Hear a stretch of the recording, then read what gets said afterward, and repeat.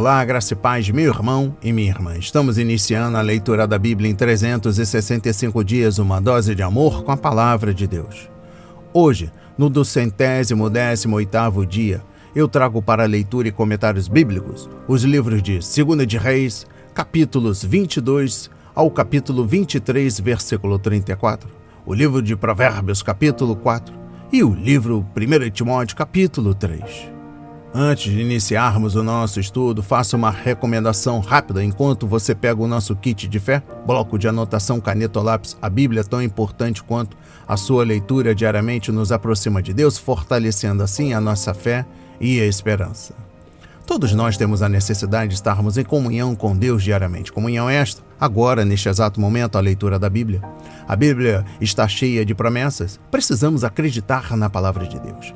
Alimente a sua fé, meu irmão, minha irmã. A sua palavra tem muito mais força do que as coisas contrárias deste mundo. Estamos vivendo um tempo em que devemos abrir os olhos. O inimigo da cruz não está aqui para roubar o seu carro, a sua casa, sua roupa, seu apartamento, relógio. Ele vem para roubar a semente. A semente é a palavra de Deus, a sua fé e os propósitos que Deus tem para a sua vida. Precisamos usar todos os recursos que Deus tem nos dado, incentivar a nossa família e a nossa comunidade na leitura da Bíblia. A Bíblia Sagrada nos faz gerar a fé, nos faz ter o alimento, a cura, a restauração. E a compreensão da palavra vem através da revelação do Espírito Santo. Senhor Jesus Cristo, revele a compreensão de sua palavra. Meu Pai do céu, Senhor, meu Deus e meu Pai, me dê a compreensão de sua palavra hoje e sempre. Em nome de Jesus, amém. E graças a Deus. Se desconecte de tudo e permita que a palavra do Senhor adentre em vossos corações. Vamos para a leitura no livro 2 de Reis, capítulo 22 ao capítulo 23, versículo 34. O reinado de Josias de Judá. Josias tinha 8 anos de idade quando começou a reinar e reinou 31 anos em Jerusalém. A mãe dele se chamava Gedida e era filha de Adaías, de Boscate. Josias fez o que era reto aos olhos do Senhor. Andou em todo o caminho de Davi, seu pai, e não se desviou, nem para a direita, nem para a esquerda. O rei repara o templo. No 18º ano do seu reinado, o rei Josias mandou o escrivão, Safã, filho de Azalias, filho de Mesulão, à casa do Senhor, dizendo: vá pedir ao sumo sacerdote Ilquias que conte o dinheiro que foi trazido à casa do Senhor, o qual os guardas da porta ajuntaram do povo. Que esse dinheiro seja entregue aos que dirigem a obra e têm a seu encargo a casa do Senhor, para que paguem aqueles que fazem a obra na casa do Senhor, para repararem os estragos do templo, aos carpinteiros, aos construtores e aos pedreiros, e que comprem madeira e pedras lavradas para repararem os estragos do templo. Mas não é necessário que prestem contas do dinheiro que lhes foi entregue, porque são honestos. Ilquias acha o livro da lei. Então o sumo sacerdote Ilquias disse ao escrivão Safã: achei o livro da lei na casa do Senhor. Ilquias entregou o livro a Safã e este o leu. Então o escrivão Safã foi falar com o rei e lhe deu relatório, dizendo: os seus servos contaram o dinheiro que estava na casa do Senhor e o entregaram nas mãos dos que dirigem a obra e têm a seu encargo a casa do Senhor. Depois o escrivão Safã anunciou ao rei: o sacerdote Ilquias me entregou um livro. E Safã o leu diante do rei. Josias manda consultar a profetisa Hulda. Quando ouviu as palavras do livro da lei, o rei rasgou as suas roupas. Então deu ordens a Ilquias, o sacerdote, a Aicão, filho de Safã, a Acbor, filho de Micaías, a Safã, o escrivão, e a Asaías, servo do rei, dizendo: vão consultar o Senhor por mim, pelo povo e por todo o Judá, a respeito das palavras deste livro que foi encontrado. Porque é grande o furor do Senhor que se acendeu contra nós, porque os nossos pais não deram ouvidos às palavras deste livro para fazerem segundo tudo o que está escrito a nosso respeito. Então o sacerdote Ilquias, Aicão, Acbor, Safã e Asaías foram falar com a profetisa Ulda, esposa de Salum, encarregado das vestimentas da casa do Senhor, filho de Tikvá, filho de Arás. Ulda morava na parte nova da cidade, em Jerusalém. Eles lhe contaram o que havia acontecido, e ela lhes disse: Assim diz o Senhor, o Deus de Israel: Digam ao homem que os enviou a mim. Assim diz o Senhor: Eis que trarei desgraça sobre este lugar e sobre os seus moradores, a saber, todas as palavras do livro que o rei de Judá leu, por terem me abandonado e queimado incenso a outros deuses para me provocarem a ira com todas as obras das suas mãos. O meu furor se acendeu contra este lugar e não se apagará. Mas ao rei de Judá que os enviou para consultar o Senhor, digam o seguinte: Assim diz o Senhor, o Deus de Israel, a respeito das palavras que você ouviu. Visto que o seu coração se enterneceu e você se humilhou diante do Senhor, quando ouviu as ameaças que fiz contra este lugar e contra os seus moradores, que seriam objeto de horror e de maldição, rasgou as suas roupas e chorou diante de mim. Também eu ouvi a sua oração, diz o Senhor. Por isso, deixarei que você morra e seja sepultado em paz, e os seus olhos não verão todo o mal que trarei sobre este lugar. Então eles levaram esta resposta ao rei. Josias renova a aliança. Então o rei deu ordem, e todos os anciãos de Judá e de Jerusalém se ajuntaram a ele. O rei subiu à casa do Senhor, e com ele foram todos os homens de Judá, todos os moradores de Jerusalém, os sacerdotes, os profetas e todo o povo, desde o menor até o maior. E o rei leu diante deles todas as palavras do livro da aliança que havia sido encontrado na casa do Senhor. O rei se pôs em pé junto à coluna e fez aliança diante do Senhor para o seguir, guardar os seus mandamentos, os seus testemunhos e os seus estatutos, de todo o coração e de toda a alma, cumprindo as palavras desta aliança que estavam escritas naquele livro. E todo o povo concordou com esta aliança. A reforma religiosa feita por Josias. Então o rei ordenou ao sumo sacerdote Ilquias, aos sacerdotes da segunda ordem e aos guardas da porta que tirassem do templo do Senhor todos os utensílios que tinham sido feitos para Baal, para o poste da deusa Azerá e para todo o exército dos céus. Ele os queimou fora de Jerusalém, nos campos do Cedron, e levou as cinzas para Betel. Josias destituiu os sacerdotes que os reis de Judá haviam escolhido para queimar incenso sobre os lugares altos nas cidades de Judá e ao redor de Jerusalém, bem como os que queimavam incenso a Baal, ao sol, à lua, aos planetas e a todo o exército dos céus. Também tirou da casa do Senhor o poste da deusa Azerá, que levou para fora de Jerusalém até o vale do Cedron, onde o queimou e o reduziu a pó, que lançou sobre as sepulturas do povo simples. Também destruiu as dependências dos prostitutos cultuais que estavam na casa do Senhor, onde as mulheres teciam tendas para o poste da deusa Azerá.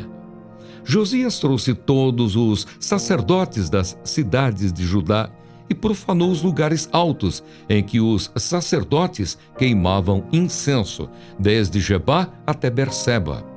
Derrubou os altares das portas que estavam à entrada do portão de Josué, governador da cidade, e que ficavam à esquerda de quem entrava por ela. Os sacerdotes dos lugares altos não ofereciam sacrifícios sobre o altar do Senhor em Jerusalém, mas comiam pães sem fermento no meio de seus irmãos. Josias também profanou Tofete, que ficava no vale dos filhos de Inom, para que ninguém queimasse o seu filho ou a sua filha como sacrifício a Moloque. Também tirou os cavalos que os reis de Judá tinham dedicado ao sol, à entrada da casa do Senhor, perto da câmara de Natameleque, o camareiro, a qual ficava no átrio, e queimou os carros dedicados ao sol.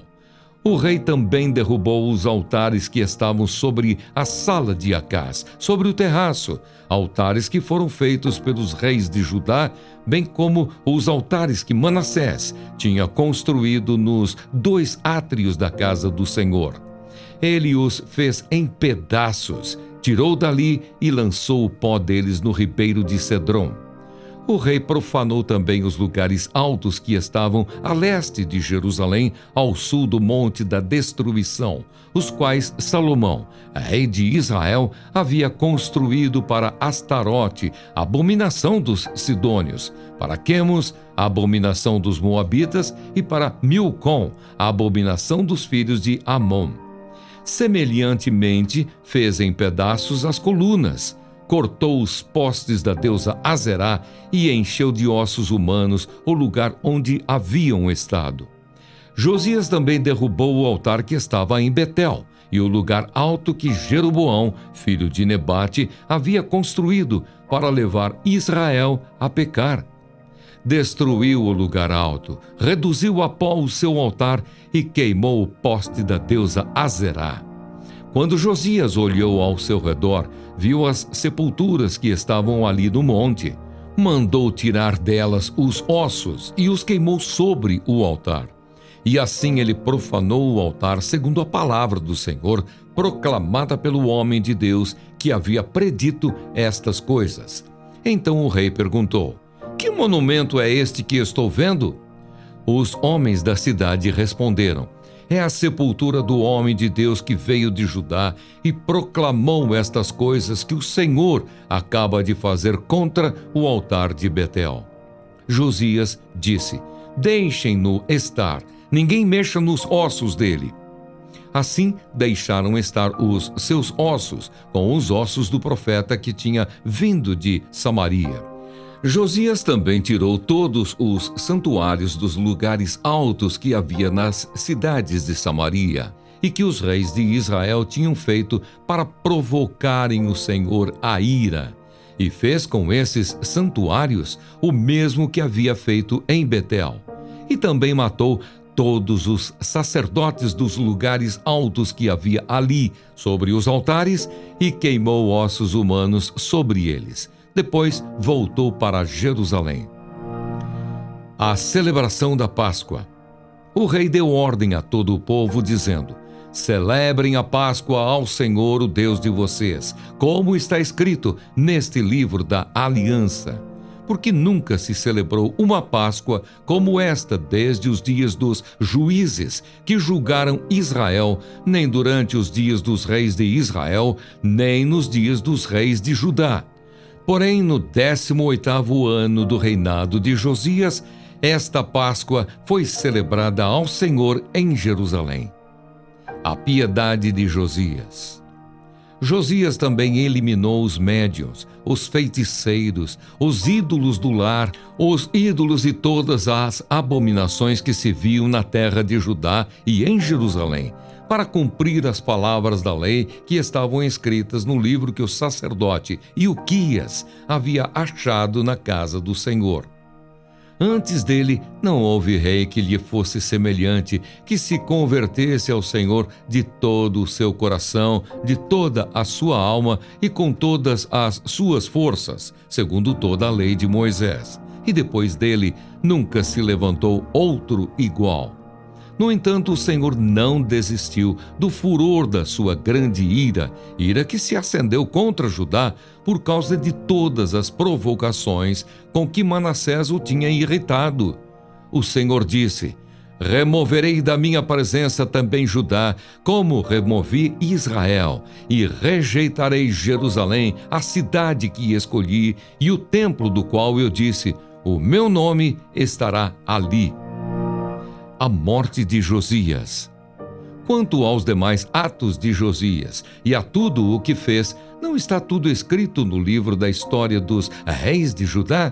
Nos dias de Josias, Faraó Neco, rei do Egito, marchou em direção ao rio Eufrates para ajudar o rei da Assíria. O rei Josias saiu para lutar contra ele, mas Faraó Neco o matou em Megido, no primeiro encontro. De Megido, os seus servos o levaram morto e num carro o transportaram para Jerusalém, onde o sepultaram no seu túmulo. O povo da terra tomou Joacás, filho de Josias, e o ungiu e o fez rei em lugar de seu pai. O reinado de Joacás de Judá. Joacás tinha 23 anos de idade quando começou a reinar e reinou 3 meses em Jerusalém. A mãe dele se chamava Amutal e era filha de Jeremias de Libna. Joacás fez o que era mau aos olhos do Senhor, segundo tudo o que os seus pais haviam feito. Porém, Faraó Neco mandou prendê-lo em Ribla, na terra de Amate, para que não reinasse em Jerusalém. E impôs à terra um tributo de 3.400 quilos de prata e 34 quilos de ouro. Faraó Neco colocou Eliaquim, filho de Josias, como rei em lugar de Josias, seu pai, e mudou o nome dele para Jeoaquim, mas levou Joacás consigo para o Egito, onde ele morreu. Amém. Compreendendo o livro 2 de Reis, capítulo 22, versículo 1 ao capítulo 23, versículo 34. Inicio com o capítulo 22, com a exposição bíblica dos versículos 1 e 2. Dos 20 governantes de Judá, incluindo a perversa rainha Atalia, apenas 8 poderiam ser chamados de bons: Asa, Josafá, Joás, Amazias, Uzias, Jotão, Ezequias e Josias. Josias foi sem dúvida um grande rei, pois até o profeta Jeremias o usou como exemplo para os outros governantes seguirem, conforme Jeremias 22, versículos 13 a 16. Exposição bíblica dos versículos 8 a 20. É crédito de Josias que ele tenha desejado ouvir o que dizia o livro da lei.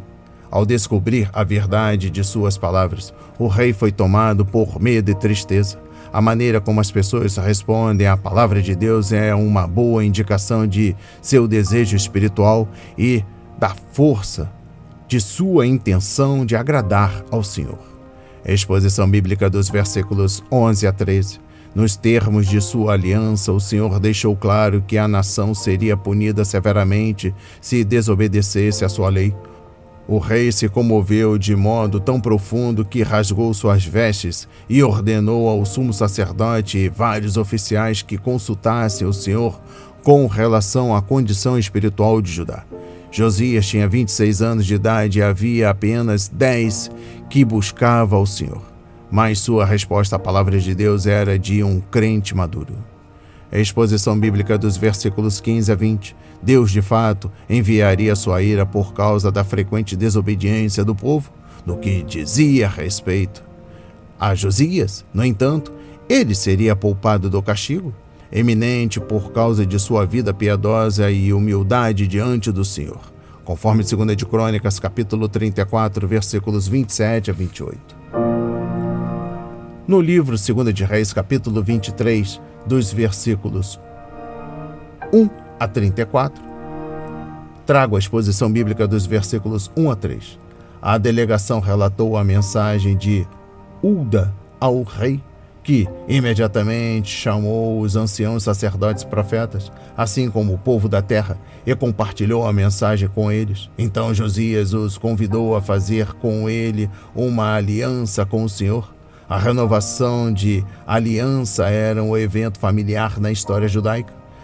Nunca devemos imaginar que, por nossas igrejas estarem crescendo e nosso ministério prosperar, o povo de Deus está necessariamente em sua melhor condição. Às vezes, a renovação coletiva de nossa dedicação a Cristo é a coisa certa a ser feita. Exposição bíblica dos versículos 4 a 20. O rei então começou a implementar os termos da aliança e obedecer à lei do Senhor, ele levou o povo a colocar suas promessas em ação. Não basta apenas ouvir a palavra de Deus sendo lida, os mandamentos do Senhor devem ser cumpridos, conforme Tiago 1, versículos 22 a 25. Exposição bíblica dos versículos 21 a 23. Embora todas as festas estabelecidas em Levítico 23 fossem expressivas e importantes, a Páscoa era especialmente significativa. Aquela festa fazia o povo de Israel se lembrar da origem de sua nação no Êxodo, quando o Senhor o livrou da escravidão no Egito, uma grande manifestação da graça e do poder de Deus. Ele tomou os israelitas para si como seu povo e estabeleceu um relacionamento com eles por meio da aliança no Monte Sinai. Eles eram o povo escolhido de Deus, o povo da aliança do Senhor, escolhido para trazer glória ao seu nome. E eu encerro a compreensão do livro 2 de Reis, capítulo 23, até o versículo 34, com a exposição bíblica dos versículos 28 a 30. Da morte de Josias em 608 a.C., a destruição de Jerusalém pela Babilônia em 586, um período de 22 anos, 4 reis diferentes se sentaram no trono de Davi, sendo 3 deles filhos de Josias, mas nenhum imitou sua fé. Tanto Jeoacás como Joaquim reinaram por apenas 3 meses. Esse foi um momento triste para o povo de Deus, mas um remanescente fiel ainda seguiu a palavra e ajudou aqueles que buscavam Deus em cada nova geração a conhecer o Senhor. Vamos para a leitura no livro de Provérbios, capítulo 4. Conselho paternal. Filhos, escutem a instrução do pai. Estejam atentos para que obtenham o entendimento. Porque eu lhes dou boa instrução, não abandonem o meu ensino. Quando eu era menino em companhia de meu pai, uma criança inexperiente, mas única aos olhos de minha mãe, ele me ensinava e me dizia: que o seu coração retenha as minhas palavras, guarde os meus mandamentos e você viverá. Adquira a sabedoria, adquira o entendimento. Não se esqueça, nem se afaste das minhas palavras. Não abandone a sabedoria e ela guardará você. Ame-a e ela o protegerá.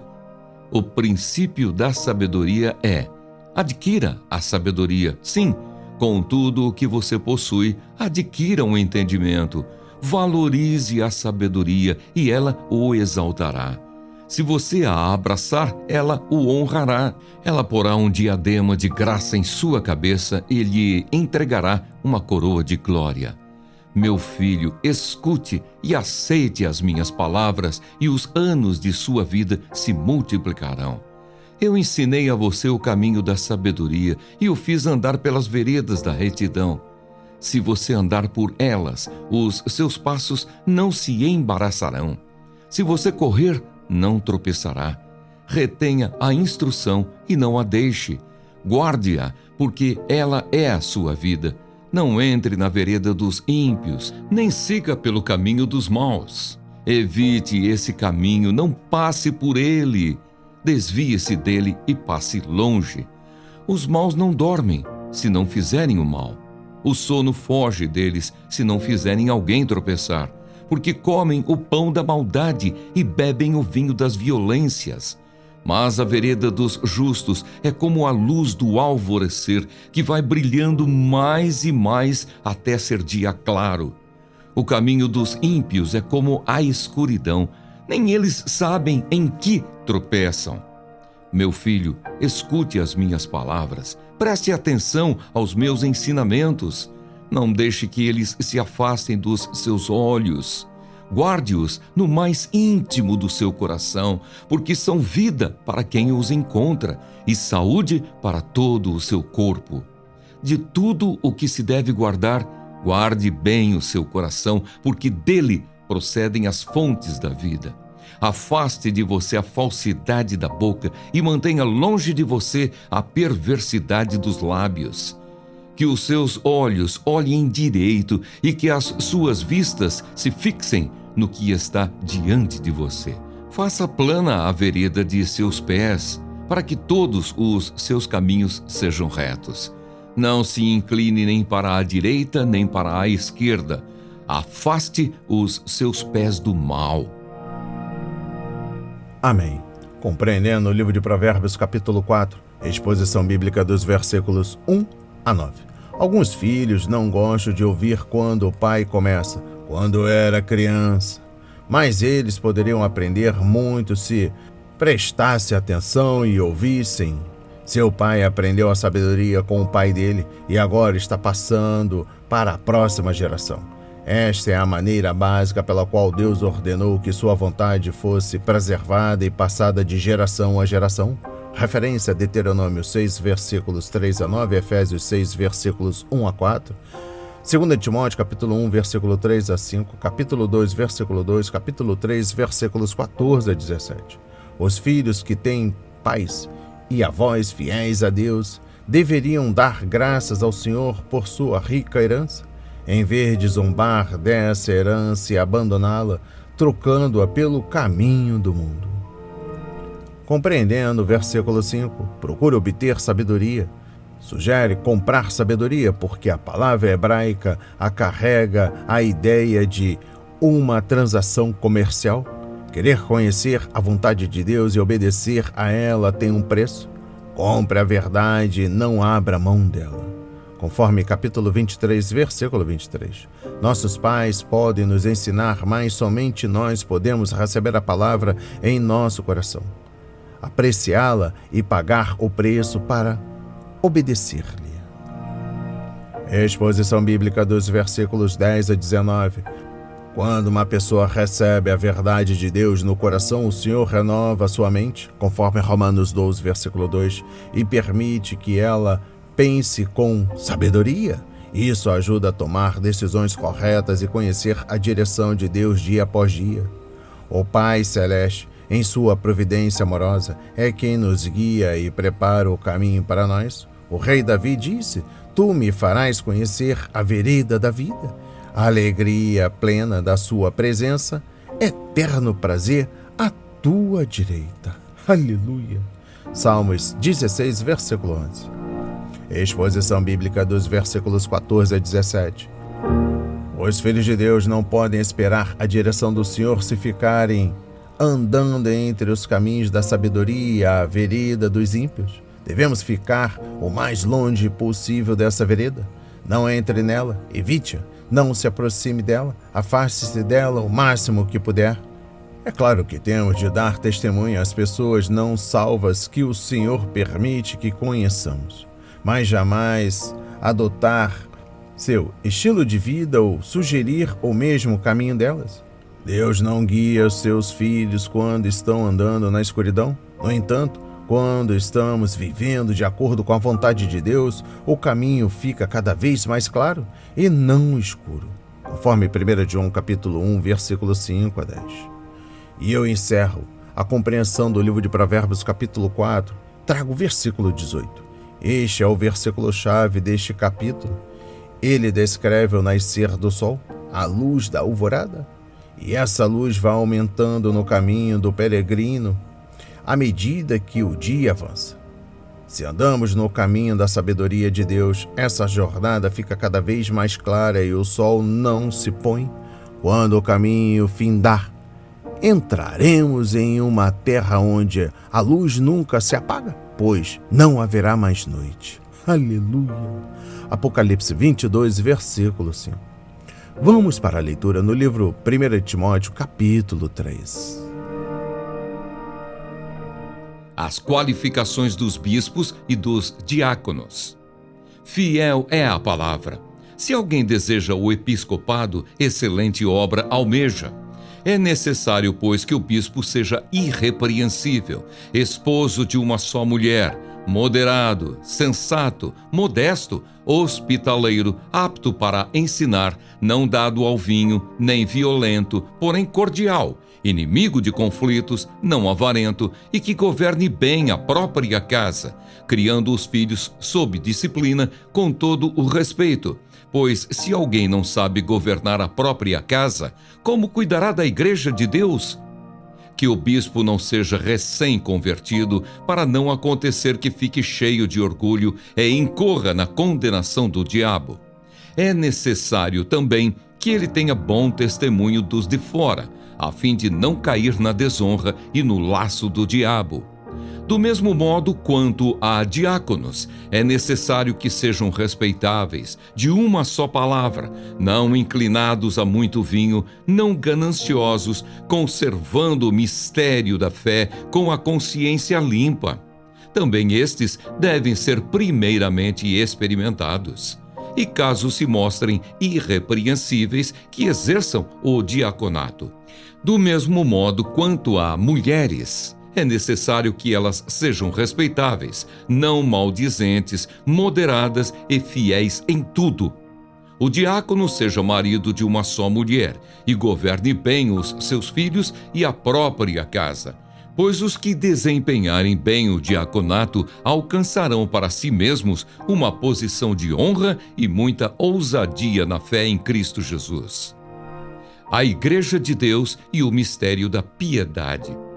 Escrevo estas coisas a você, esperando ir vê-lo em breve. Mas, se eu demorar, você saberá como se deve proceder na casa de Deus, que é a Igreja do Deus vivo, coluna e fundamento da verdade. Sem dúvida, grande é o mistério da piedade. Aquele que foi manifestado na carne foi justificado em espírito, visto pelos anjos, pregado entre os gentios, crido no mundo, recebido na glória. Amém. Compreendendo o livro 1 Timóteo, capítulo 3, tudo se levanta ou cai dependendo de sua liderança, seja uma família ou uma igreja local. O Espírito Santo concede dádivas aos cristãos para o ministério na igreja local, e entre essas dádivas está a capacitação a pastores e mestres, conforme Efésios 4, versículo 11. Aqueles que podem ajudar os outros, e aqueles que têm o dom da liderança, conforme 1 Coríntios, capítulo 12, versículo 28. Como observamos antes, mesmo sendo um organismo, a igreja deve ser organizada, do contrário, ela morrerá. Então a liderança é uma parte da organização espiritual. Nesta seção, Paulo descreveu o bispo, o diácono e a própria igreja. Ao entendermos essas três descrições, podemos dar uma melhor liderança ao ministério eclesiástico. Compreendendo o versículo 1, bispo é a tradução da palavra grega episkopos, que significa supervisor. Paulo usou a palavra que transliteramos como presbítero, em capítulo 4, versículo 14, referindo-se não a uma denominação, mas ao episcopado da Assembleia que ordenou Timóteo. Bispos e presbíteros, os dois nomes designam o mesmo cargo, conforme Tito 1, versículo 5 e 7. Eram pessoas maduras, com sabedoria e experiências espirituais que tinham de ser qualificadas. Era bom para o crente em Jesus, em crescimento espiritual, aspirar ao cargo de bispo, mas a melhor maneira de alcançá-lo era desenvolvendo o caráter cristão e cumprindo os requisitos que se seguem. Tornar-se um bispo, presbítero, era uma decisão séria, algo que não era tratado de modo leviano na igreja primitiva. Compreendendo o versículo 2, a expressão marido de uma só mulher, às vezes é interpretada como fiel à sua esposa, tradução livre. Isso significa que o bispo não deve se divorciar e casar-se pela segunda vez. Paulo não estava com certeza se referindo à poligamia, uma vez que nenhum membro da igreja, muito menos o pastor, seria aceito se tivesse mais de uma mulher. Ele também não estava se referindo a um novo casamento após a morte da esposa. Ora, porque um pastor seria proibido de se casar novamente, à luz dos textos como Gênesis 2, versículo 18 e 1 Coríntios, capítulo 7, versículo 9? Exposição bíblica dos versículos 8 a 13. A palavra diácono vem do vocabulário grego diákonos, que simplesmente significa servo. É provável que a origem dos diáconos esteja registrada em Atos 6. Os primeiros diáconos foram nomeados para serem assistentes dos apóstolos. Em uma igreja local atualmente, os diáconos ajudam os pastores e bispos em outras tarefas, para que esses possam se concentrar ao ministério da palavra, na oração e na supervisão espiritual, conforme Atos 6, versículos 1 a 4. E eu encerro a leitura da Bíblia em 365 dias e também da compreensão do livro 1 de Timóteo, capítulo 3, com o versículo 11. Alguns estudiosos não acreditam que 1 Timóteo capítulo 3, versículo 11 se refira às mulheres de diáconos, mas a outra ordem de ministros, as diaconisas. Muitas igrejas hoje têm diaconisas que ajudam no trabalho das mulheres, em batismos, nos momentos de comunhão e assim por diante. Febe era diaconisa da igreja em Cencreia, conforme Romanos 16, versículo 1, em que a palavra é diácono. Talvez, em algumas das igrejas, as esposas dos diáconos servissem como diaconisas. Devemos ser gratos a Deus pelo ministério de mulheres fiéis na igreja local, estejam elas ocupando cargos ou não. Afinal, não é preciso ocupar um cargo para ter um ministério ou exercer um dom. As palavras de hoje foram semeadas para as nossas vidas, para a honra e a glória do Senhor. Receba este alimento diário, não hesite, compartilhe. Deus está interessado na minha e na sua dor. Que Deus nos abençoe abundantemente.